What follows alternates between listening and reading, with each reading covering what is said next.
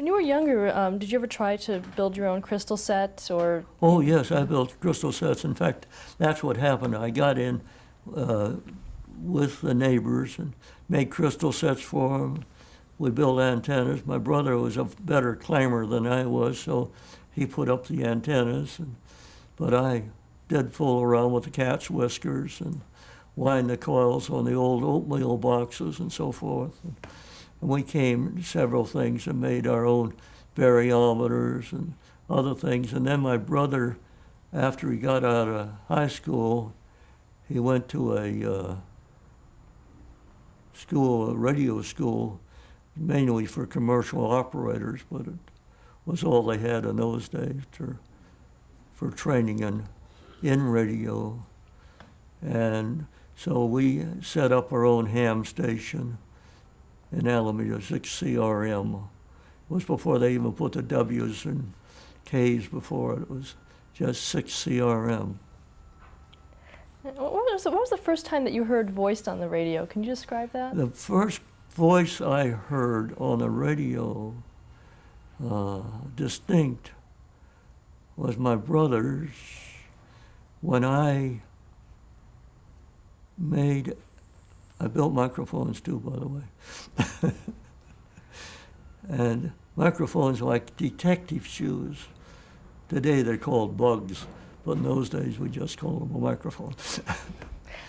And we had our own phone set, amateur set. So you're pretty free to do whatever you wanted as long as you stayed below 200 meters on it, the frequency and the wavelength, I should say.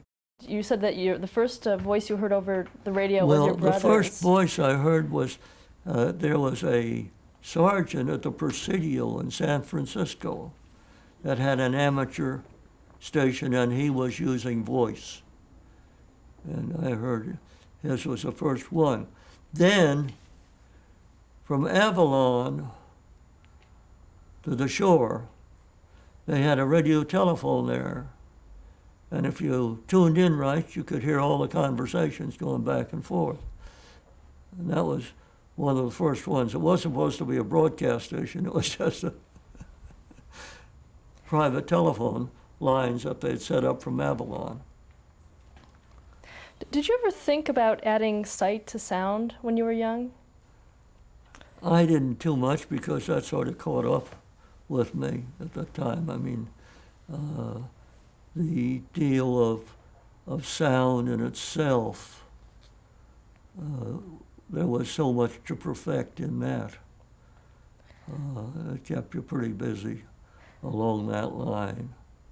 And also, don't forget they were coming out with all new circuits, Armstrong and his heterodyne circuits and things of that nature.